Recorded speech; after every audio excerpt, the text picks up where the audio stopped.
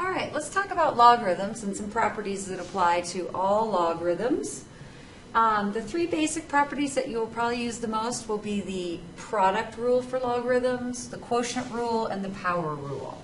So we're going to talk about each of those briefly, and then we'll do some examples in another video. So remember the restrictions on the base of a logarithm. The base, has to be a positive number and cannot be 1. And what we're taking the logarithm of has to be a positive number.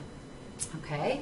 So the product rule for logarithm says the logarithm of a product, so m times n represents the product of m and n, is a sum of the logarithms.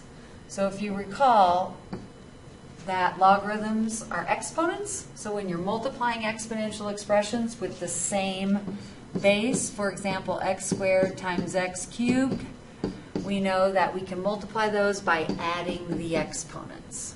Okay? So there's two things we do with this property. We use it going both directions. We do what's called expanding the logarithm, which means writing it as sums and differences of logarithms. So if I'm going to expand this logarithmic expression, log of 5x, okay, so that's log base 10, and 5x, 5 times x, we have a product. So I can rewrite that using the product rule, which says the log of a product is a sum of the logarithms. So sum of the logarithms of the factors that are multiplied in that product. So it's the sum of the log of 5 and the log of x. So basically, if we chose some positive number for x and substituted it into both of these expressions, they would evaluate out to be the same. So we're just rewriting it in a different form, which will be helpful when we solve equations. This will be helpful when you get to calculus. Okay? The other thing that we do is we condense logarithms, which means we combine them into one single logarithm with a coefficient of 1. Okay? So basically, both of these logarithms have a coefficient of 1. All right? When I see a sum of two logarithms, as long as they have the same base, both of these logarithms have base 2, I can use the product rule to combine those into one single logarithm with that base. Notice how I only wrote the word log once. Okay? So a sum of two logarithms is equivalent to the logarithm of the product of those expressions in each of those individual logarithms. So it would be equal to the product of x and y. Of course, we don't need the dot in the middle, or normally will not see it. Okay, but just to emphasize that it is a product. So notice there's only one single logarithm here. All right, so be careful. If there are mistakes, common errors, that the log of a product is not a product of the logarithms. Okay, and we cannot expand a sum of two logarithms. We have no property for that. We can expand the logarithm of a product, but not a sum. Okay, second property, quotient rule. Basically says the logarithm of a quotient is a difference of the logarithms. Basically the log of the top minus the log of the bottom. Once again, follows kind of the same rules as dividing exponential expressions. If I have x to the 5th divided by x to the 3rd, base is the same, so we know we can divide by subtracting the exponents, top minus the bottom. That's why the logarithm of a quotient is a difference of the logarithms. Remember, logarithms are exponents. We do the same thing using the quotient rule. We can use it to expand. Okay, so here I have log base 5 of 7 divided by w. So divided by, that means our quotient. All right, so if I want to expand that and write it as sums and differences of logarithms, because it is a quotient, I know that the logarithm of a quotient can be rewritten as the difference of the logarithms. So it would be the log base 5 of the top minus the log base 5 of the bottom, or the denominator. Okay. So I've just rewritten in an equivalent form that is a difference of logarithms. Okay? We also do the same thing that we did with the product rule, with the quotient rule. We can combine logarithms or condense them into one single logarithm with a coefficient of 1. Both of these logarithms have a coefficient of 1.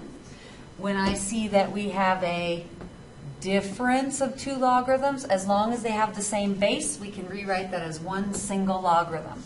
The base of natural log, remember, is base e. So it's like saying log base e of x plus 2 and log base e of y, although we typically don't write it like that. Since they have the same bases and it is a difference, I can use the quotient rule to combine those. So into one single logarithm. So it's the log base e, or natural log, of the quotient of the expressions that we're taking the natural log of. So the first one goes in the numerator, the x plus 2, and the expression, the second logarithm, goes in the denominator. So I have one single logarithm. Okay, so you have to be careful. It's very common for students to want to rewrite the log of a quotient as a quotient of the logs. Okay, notice we only have one single logarithm. It's not the log of the top divided by the log of the bottom. Okay. All right, and the third property we're going to talk about is the power rule. Okay. So the power rule says if I have the logarithm of an expression that involves a power, so this is m to the p power, we can rewrite that as a product of the power and the logarithm. Okay, so the exponent or the power then becomes the multiplier on the logarithm of the base of the original exponential expression. So the things that we do is we will rewrite logarithms so they no longer have a power, or write it as a product. Okay, so what we do here is we say, okay, I've got the logarithm of, notice I have an expression for y to a power x.